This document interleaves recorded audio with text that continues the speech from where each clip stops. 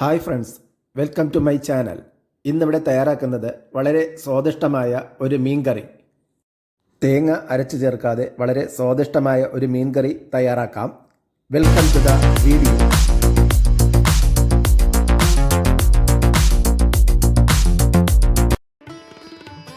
മീൻ കറി തയ്യാറാക്കുന്നതിന് 1.5 കിലോ മീൻ കഴുകി വൃത്തിയാക്കി എടുത്തിട്ടുണ്ട്.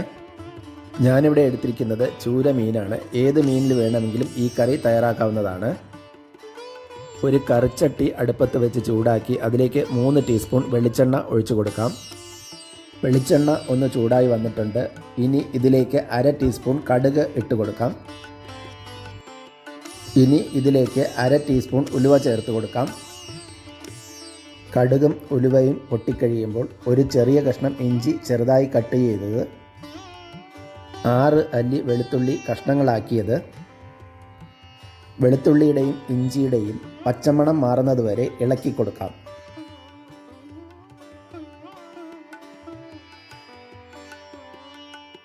വെളുത്തുള്ളിയുടെയും ഇഞ്ചിയുടെയും പച്ചമണം മാറി വരുമ്പോൾ 10 ചെറിയ ഉള്ളി 2ആയി കട്ട് ചെയ്തത് ചേർത്ത് വഴറ്റിയെടുക്കാം.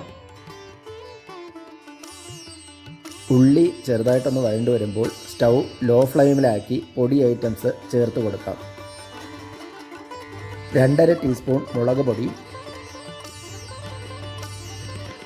1/2 ടീസ്പൂൺ മല്ലിപ്പൊടി, 1/4 ടീസ്പൂൺ കുരുമുളക് പൊടി, 1/2 ടീസ്പൂൺ മഞ്ഞൾപ്പൊടി.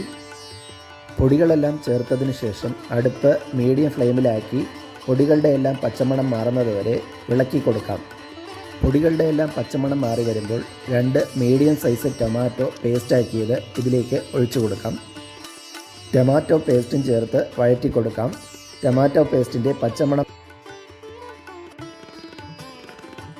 ടൊമാറ്റോയുടെ പച്ചമണം മാറി വരുമ്പോൾ ഒരു കഷ്ണം കുടംപുളി വെള്ളത്തിലിട്ട് കുതിർത്ത് 4 പീസുകളാക്കി ഇതിലേക്ക് ചേർത്ത് കൊടുക്കാം. കുടംപുളിയും ചേർത്ത് നന്നായിട്ടൊന്ന് ഇളക്കിയെടുക്കാം. ഇനി ഇതിലേക്ക് 2 പച്ചമുളക് നെടുകെ കീറിയത് ചേർത്ത് കൊടുക്കാം. പച്ചമുളക് ചേർത്ത് ഇളക്കിയെടുക്കാം. ഇനി ഇതിലേക്ക് ഗ്രേവിക്ക് ആവശ്യമായ വെള്ളം ചേർത്ത് കൊടുക്കാം. 2.5 കപ്പ് വെള്ളം ചേർത്തിട്ടുണ്ട്. വെള്ളം ചേർത്ത് നന്നായിട്ട് ഇളക്കി യോജിപ്പിച്ചെടുക്കാം.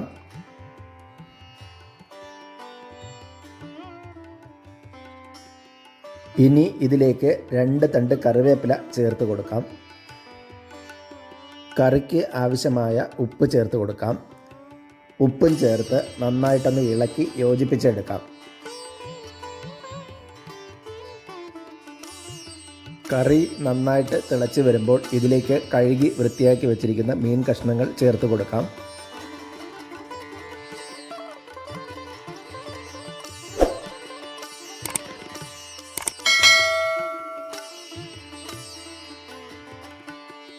മീൻ കഷ്ണങ്ങൾ ചേർത്തതിന് ശേഷം ഇതിലേക്ക് ഒരു മുരിങ്ങക്ക കട്ട് ചെയ്തത് ചേർത്ത് കൊടുക്കാം.